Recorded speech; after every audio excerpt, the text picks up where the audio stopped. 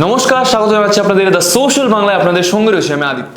তো বন্ধুরা, আজকে আমাদের সাথে যিনি গেস্ট রয়েছেন ওনার ব্যাপারে যত বলি তত কম। স্বাগত জানাচ্ছি আপনাকে দ্য সোশ্যাল বাংলায়। তো আজকের টপিকটা কিন্তু খুবই ইন্টারেস্টিং। প্রথমত আপনাকে নমস্কার, এবং আপনি বলুন আমাদের দর্শককে কি আজকের আমাদের টপিকটা বেসিক্যালি। নমস্কার, আমি doctor Dipankar Pal, consultant medicine, ILS hospital Agartala. আজকের আমাদের টপিকটা হলো just awareness related to seasonal flu, fever, এইসব নিয়ে একটা জাস্ট অ্যাওয়ারনেস দাও। তো এটা আমরা জানি যে খুবই একটা সেন্সিটিভ একটা টপিক, কারণ যে পরিমাণে সিজন হঠাৎ করে চেঞ্জ, যেমন আগরতলার যে সিজনটা মানে ওয়েদারটা রয়েছে, এটা কিন্তু খুবই উই কান্ট প্রিডিক্ট কোন সময় হঠাৎ করে বৃষ্টি হয়। মাঝের মধ্যে দেখা যায় যে বর্ষা মানে মেঘ হয়েছে কিন্তু বৃষ্টি হচ্ছে না। তো এই কারণেও আমরা শুনেছি যে অনেক রোগ আসে বা জ্বর হয়, এটা কতটুকু সত্যি? হ্যাঁ, এই সিজনে বেশিরভাগ দেখা যায় কি ফ্লু, জ্বর প্লাস ট্রপিক্যাল ডিজিজ খুবই বেশি হয় এই সব সিজনে। তো এই সিজনে এইসব ফ্লু, তারপরে জ্বর, সিজনাল ফিভার, তারপরে ভেরিয়াস অন্য জ্বর যেরকম ডেঙ্গি, টাইফয়েড, ম্যালেরিয়া, এইসবের অসুখটা বাড়ে, খুব বেশি হয় এইসব সিজনে। তো আমাদের ফার্স্ট প্রশ্ন হলো, বর্ষাকালে কেন জ্বর, সর্দি, কাশি ও ফ্লুয়ের প্রকোপ বেড়ে যায়? এটা কিন্তু খুব একটা ইন্টারেস্টিং প্রশ্ন। এগুলো কিন্তু আমাদের অডিয়েন্সই দিয়েছে আপনার জন্য আজকে স্পেশালি। তো ফার্স্ট প্রশ্ন হলো, বর্ষাকালে কেন জ্বর, সর্দি, কাশি ও ফ্লুয়ের প্রকোপ বেড়ে যায়? বর্ষাকালে আমরা দেখতেই পাচ্ছি যে কখনো খুব প্রচণ্ড রোদ বেশি, কখনো বৃষ্টি বেশি, হিউমিডিটি খুবই বেশি থাকে। আর তার জন্য যে বিভিন্ন জীবাণু, ভাইরাস, ব্যাকটেরিয়া, এইসব এই হিউমিডিটিতে খুব স্টে করতে পারে, আর গ্রোথ বেশি হয় ভাইরাস, ব্যাকটেরিয়া এইসবের।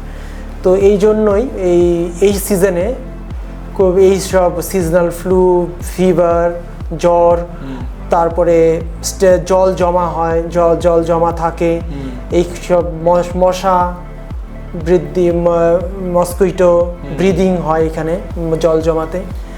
তারপর এইসব জন্যই মানে এই রোগ বেশি হয় এই সিজনে। মানে কোনো একটা জিনিসে সাপোজ ওটাতে যদি জল জমে, তাহলে ওখানে like mosquito eggs and all, mosquito eggs, তারপরে বিভিন্ন ধরনের জীবাণু, আর হিউমিডিটি বেশি, কখনো রোদ, কখনো বৃষ্টি, হিউমিডিটি ব্যাকটেরিয়া, ভাইরাস ভালোভাবে গ্রোটা করে, তার জন্যই অসুখ বেশি হয় এই সিজনে। আচ্ছা, তো আমাদের সেকেন্ড প্রশ্ন আপনার জন্য, সাধারণ ভাইরাল জ্বর, ফ্লু এবং ডেঙ্গু, ম্যালেরিয়ার জ্বরের মধ্যে কিভাবে পার্থক্য বোঝা যায়? পার্থক্য তো বেশি এরকম কিছু থাকে না পার্থক্য, কিন্তু জাস্ট আমি কিছু পয়েন্ট বলবো।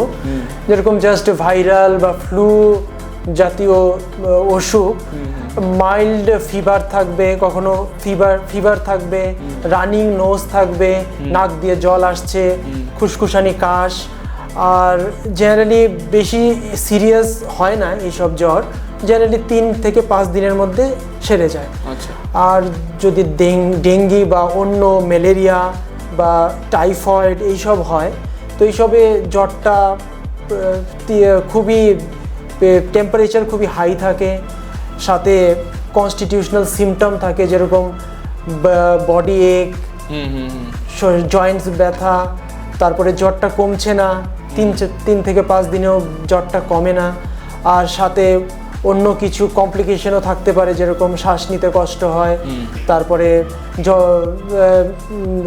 টক্সিক লুক থাকে একটা, খুব উইক হয়ে যায় মানুষ, একদম শরীরে প্রচণ্ড দুর্বলতা থাকে। তো এইসব সিমটম দিয়ে আমরা জাস্ট অল্প ডিস্টিংগুইশ করতে পারি যে এই যে মাইল্ড ফ্লু বা কিছু আমাদের টাইফয়েড, ডেঙ্গি বা অন্য কিছু হয়েছে কিনা। এক্স্যাক্টলি আমরা বলতে পারবো না ডিফারেন্সটা, সব কনস্টিটিউশনাল সিমটম সব কিছুতেই থাকে, জাস্ট ভাইরাল বা ফ্লুতে হালকা অল্প সিমটমটা অল্প কম থাকে, কিন্তু ডেঙ্গি, ম্যালেরিয়া, টাইফয়েড এইসবে সিমটমটা অল্প বেশি থাকে, উইকনেস বেশি থাকে, সিভিয়ারিটিটা বেশি হয়। সিমটমস দিয়ে আমার মনে হয় একটা প্রশ্ন আসলো যে আজকের দিনে মানুষরা কিন্তু সাপোজ জ্বর হলেও কিন্তু ইগনোর করে, তারপর নর্মাল প্যারাসিটামল খেয়ে ফেলে, আর নর্মাল কোনো একটা ওষুধ নিয়ে ওরা না ঠিক হয়ে যাবো এক দুই দিনের মধ্যে।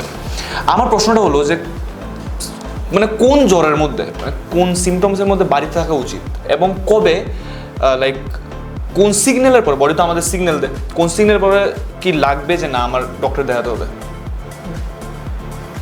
এটা খুবই গুরুত্বপূর্ণ প্রশ্ন একটা।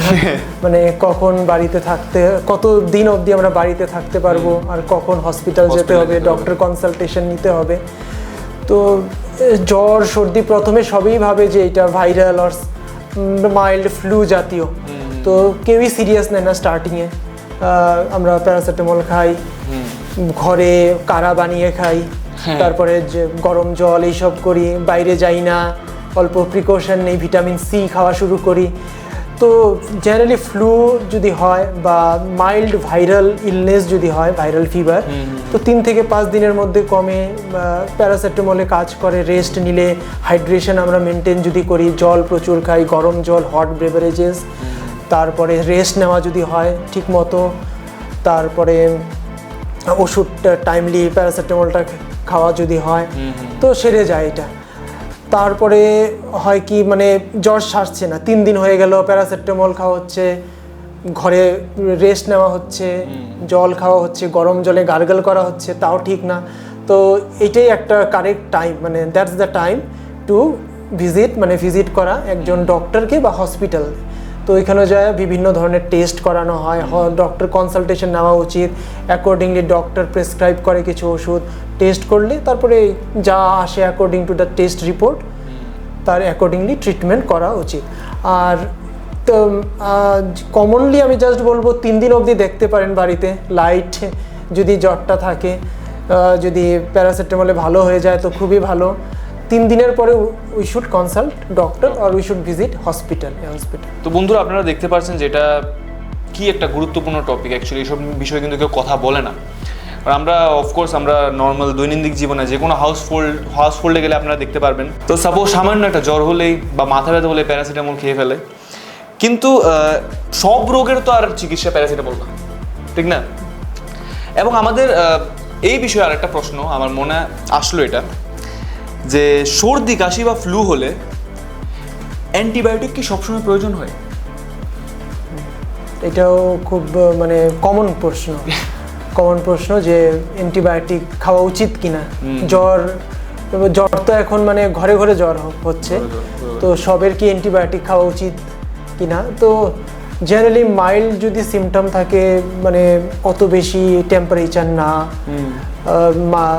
জাস্ট জ্বরটা স্টার্ট হয়েছে, তো আমাদের অ্যান্টিবায়োটিক নেওয়া উচিত না, এরকম ওভার দ্য কাউন্টার মেডিকেশন নেওয়া উচিত না। জাস্ট ভাইরাল ফ্লু বা ভাইরাল ফিভার যদি থাকে তো প্যারাসিটামল, ঘরে রেস্ট নেওয়া, প্রচুর হাইড্রেশন, জল টল ঠিক মতন খেলে কমে যাবে। কিন্তু জ্বর যদি না কমে তো হসপিটাল বা ডক্টর দেখিয়ে প্রপার ট্রিটমেন্ট নেওয়া উচিত, প্রপার ডক্টরের অ্যাডভাইস ফলো করা উচিত এইসব। আর অ্যান্টিবায়োটিক সবের দরকার হয় না অ্যান্টিবায়োটিকটা।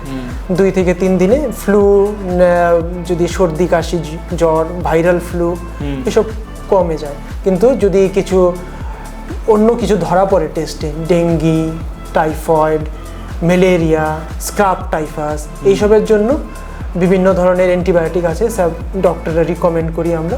তো অ্যাকর্ডিংলি ওই সব ট্রিটমেন্ট নেওয়া তখন দরকার পড়ে। তাহলে বর্ষাকালে শিশু এবং বয়স্কদের কি সতর্কতা নেওয়া উচিত?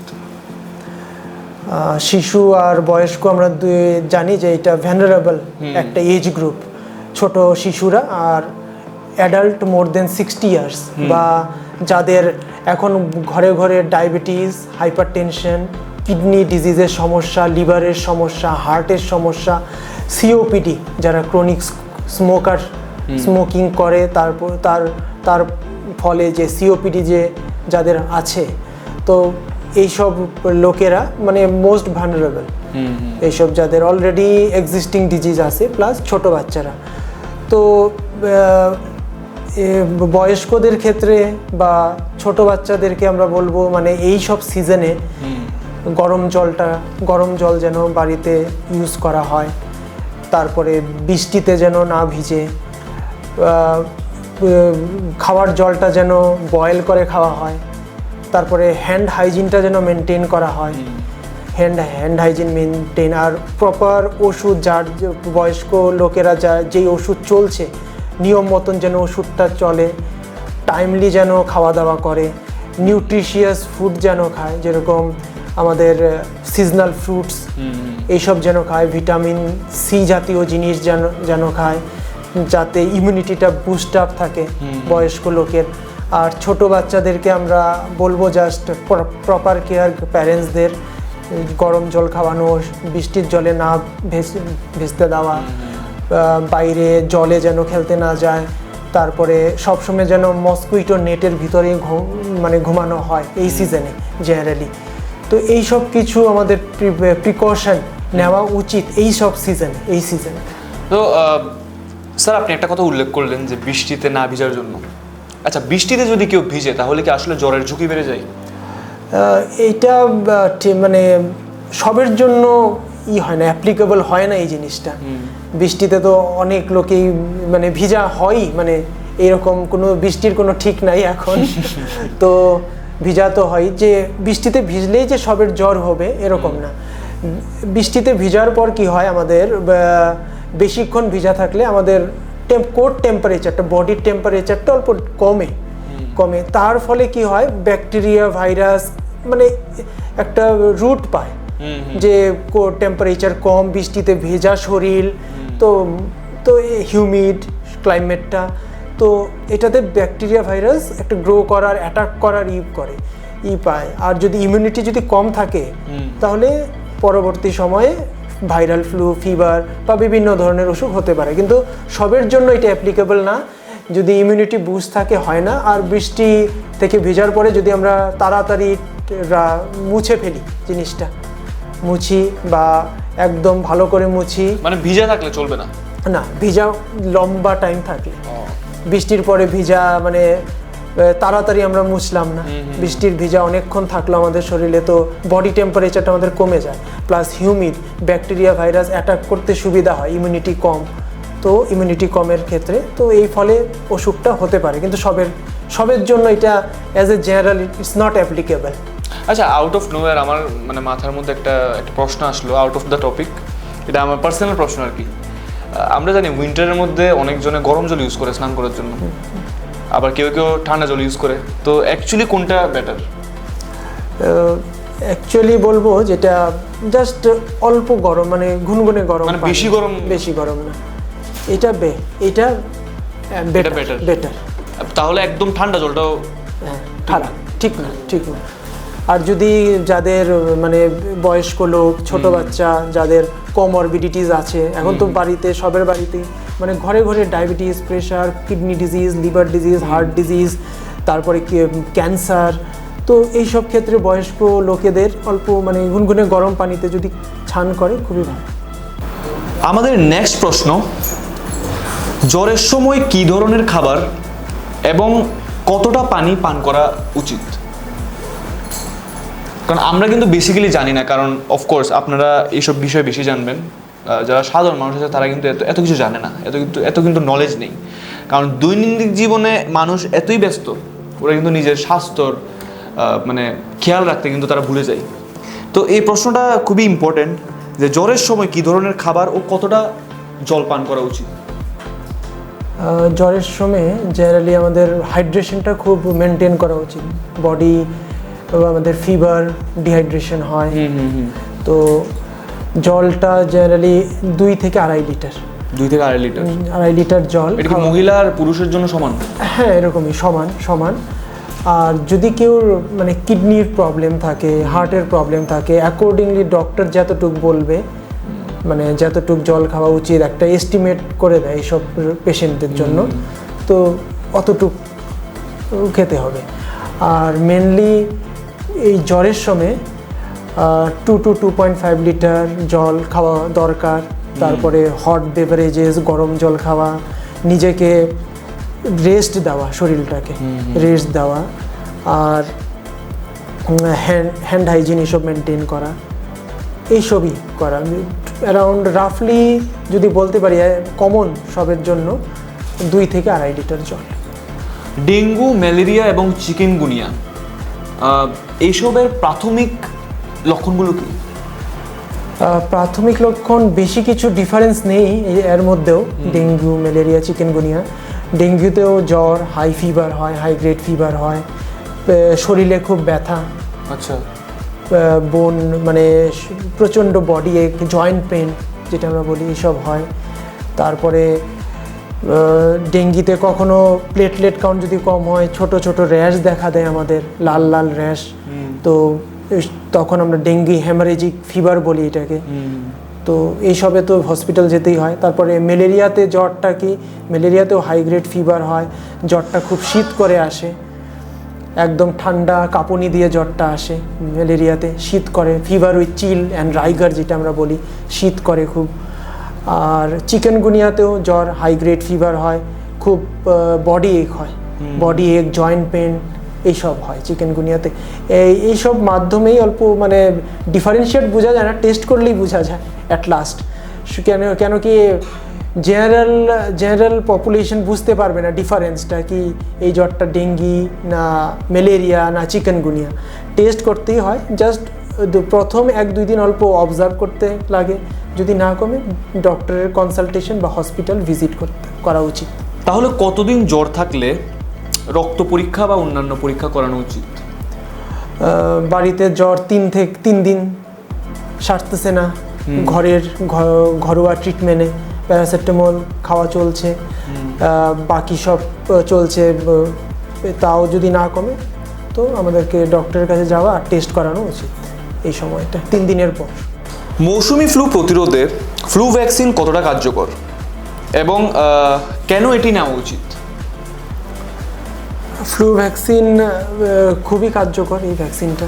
আমরা ইয়ারলি যারা বয়স্ক লোক থাকে, মোর দেন 60 ইয়ার্স যাদের, প্লাস 60 ইয়ার্স উইথ কোমরবিডিটিস, যাদের 60 বছরের উপরে অ্যাডাল্টরা, যাদের diabetes, COPD, chronic kidney disease, cancer, বিভিন্ন ধরনের ম্যালিগনেন্সি, হাইপারটেনশন, তাদের ক্ষেত্রে ফ্লু ভ্যাকসিনটা খুবই জরুরি, 60 বছরের উপরে নেওয়া দরকার। এভরি ইয়ারলি আমরা সাজেস্ট করি, এভরি ইয়ারলি আমরা দিই।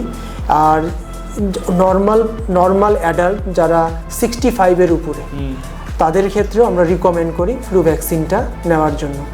এটা ইয়ারলি একটা খুব ভালো প্রোটেকশন দেয় শরীরে।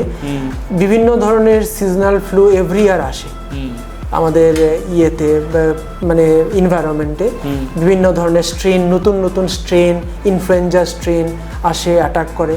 তো এই ইয়ারলি যদি আমরা ইনফ্লুয়েঞ্জা ভ্যাকসিনটা নেই, তো আমাদের জ্বর, সর্দি, নিউমোনিয়া এইসব থেকে অনেক পার্সেন্টেজ অবধি আমাদেরকে সেফ রাখে। তাহলে বর্ষাকালে পানীয় জল ও খাবারের মাধ্যমে ছড়ানো রোগ এড়াতে কি কি সতর্কতা জরুরি? এটাও একটা খুব ইম্পর্টেন্ট কোয়েশ্চেন। সতর্কতা আমাদের এই বর্ষাকালে, আমরা এখন বাড়ির খাওয়া খাই না, ম্যাক্সিমাম টাইম আমরা স্ট্রিট ফুডের উপরে নির্ভরতা, সকাল হোক বিকাল হোক। তো এই রেনি সিজনে, বর্ষাকালে জল, বৃষ্টির জল, তারপরে এই মানে ফাস্ট ফুডের দোকানে কি জল ইউজ করে এটা তো আমরা সবাই জানি। তো এই সব জলে বিভিন্ন ধরনের জীবাণু থাকে। তো এইসব প্রতিরোধ করার জন্য আমাদের ফাস্ট ফুড অ্যাভয়েড করা উচিত। যেটা এক লাইনে আমি বলবো যে ফাস্ট ফুড, স্ট্রিট ফুড বর্ষাকালে অ্যাভয়েড করা উচিত। কেন কি বিভিন্ন ধরনের হসপিটালে প্রচুর ফাস্ট ফুড খাওয়ার পরে পেশেন্ট আসে, যেরকম হেপাটাইটিস এ নিয়ে আসে, টাইফয়েড, এইসব নিয়ে আসে। তো এই বর্ষাকালে আমাদের ফাস্ট ফুড, স্ট্রিট ফুড খাওয়া মানে উচিত না ঠিক এই বর্ষাকালে। তারপরে আমাদের ঘরেও জলটা অল্প ফুটিয়ে খেলে খুবই ভালো হয়। তারপরে হ্যান্ড হাইজিন মেনটেন করা, তারপর স্টেল ফুড, যেরকম এখন হিউমিডিটি বেশি, গরম, কখনো বৃষ্টি, ঠান্ডা, তো কখনো তাড়াতাড়ি খাওয়াটা নষ্ট হয়। হ্যাঁ। তো এইসব একদম মানে বাসি খাওয়া একদম উচিত না এই সিজনে। আরেকটা প্রশ্ন করতে চাই, আজকের দিনে আমরা দেখি যে সাপোজ আমাদের নিজের ঘরেও দেখা যায় যে হালকা জ্বর হয়েছে, ঠিক আছে, জ্বর কিন্তু পুরোপুরি কমে নাই, মানে হালকা একটু সুস্থ আছে, আর এই কন্ডিশনেই কাজ করা শুরু করে দেয় ঘরের মানুষ যে আমি তো মোটামুটি সুস্থ আছি, পুরোপুরি না। তো কিন্তু এটা কি সম্পূর্ণভাবে ঠিক যে পুরোপুরি সুস্থ না হয়ে কাজ করাটা, না আগে সুস্থ হওয়া দরকার পুরোপুরি?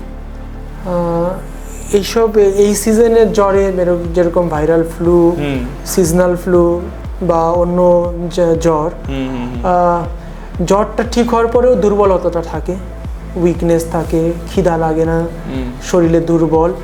তো জ্বরটা যদি কমে যায় আর যদি লাইট মানে বাইরের কাজ এরকম বেশি পরিশ্রমদায়ক কাজ যদি না হয়, করা যাবে।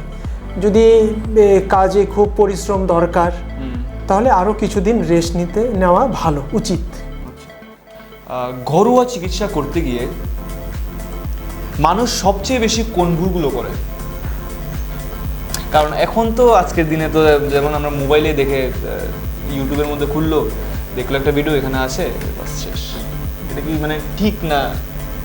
না, একদমই ঠিক না। গুগল ট্রিটমেন্ট একদমই ঠিক না। তো ঘরোয়া ভুল অনেক হয়, যেরকম ডাক্তার হিসাবে আমরা অপটিমাম ডোজ দেই, ওয়েট বেস ডোজ দেই, তারপরে ওষুধের অ্যান্টিবায়োটিকের ডোজ, অ্যান্টিবায়োটিকের স্ট্রেংথ, তারপরে কতটুক খেতে হবে, কতক্ষণ মানে কয়বার খেতে হবে, কত স্ট্রেংথে। ঘরোয়া ভুল কি হয়, মানে ইনএডুকেট ডোজ নেয় কেউ, মানে ডোজটা ছিল 650 তো কেউ 500 নিচ্ছে, এইসব ভুল হয়। তারপরে প্লাস ঘরে অন্য কিছু মানে যা কিছু শুনে বা নেটে দেখে, যেরকম এই কাড়া খেলে খুব ভালো, এটা করলে ভালো, তারপরে প্লাস মিক্সচার করে কখনো ট্রিটমেন্টে, ডক্টরের ট্রিটমেন্টও কিছু নেয়, আবার নিজেও কিছু শুনে বা অন্য জায়গায় কিছু গুগল থেকে বা ইউটিউব থেকে দেখে এটাও অ্যাড করতে চাই। এই ট্রিটমেন্ট মিক্সচারটা একটা খুব মানে ভালো না। এটা কখনো কখনো খুব একটা মানে রিয়াকশন হতে পারে, এটার থেকে অ্যালার্জিক রিয়াকশন হতে পারে। তো ঘরোয়া ট্রিটমেন্টে এই সব ভুলই হয়, জেনারেলি ডোজিংটা ইনএডুকেট হয়, টাইমিং কখন নিতে হয় এইসব ঠিক মতন নেওয়া হয় না। তারপরে মিক্সচার ট্রিটমেন্ট যদি নেওয়া হয় তো এটা শরীরের জন্য খারাপ। আমাদের আইএলএস হসপিটাল জানেনই, এটা একটা tertiary care hospital.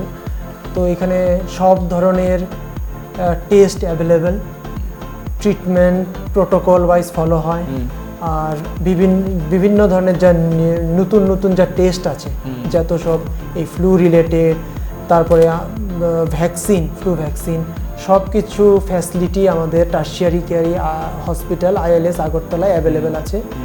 R as a medicine consultant আমার সঙ্গে রোজই দেখা করতে পারবেন, সকাল 10টা থেকে 5টা অবধি। আপনাদের কি মন্তব্য এই ভিডিও নিয়ে আপনারা অবশ্যই কমেন্ট সেকশনে জানান, এবং অসংখ্য ধন্যবাদ ডক্টর দীপঙ্কর পল মহোদয়কে আমাদের দ্য সোশ্যাল বাংলার পর্দায় আসার জন্য, এবং আপনি যে মেসেজটি আমাদের দর্শক বন্ধুদের দিয়েছেন, অবশ্যই আপনারা এসব ফলো করবেন, এবং আপনাদের যে কোনো কনসাল্ট দরকার আপনারা আসুন আইএলএসে। ILS is one of the best hospitals of Tripura. এখানে সবচেয়ে বেটার প্রাথমিক চিকিৎসা হয়, আমরা সবাই জানি। তো আপনারা অবশ্যই আসুন এবং ভিজিট করুন ডক্টর দীপঙ্কর পল মহোদয়কে। টাইমটা ওই সকাল 10টার থেকে বিকাল 5টা অবধি।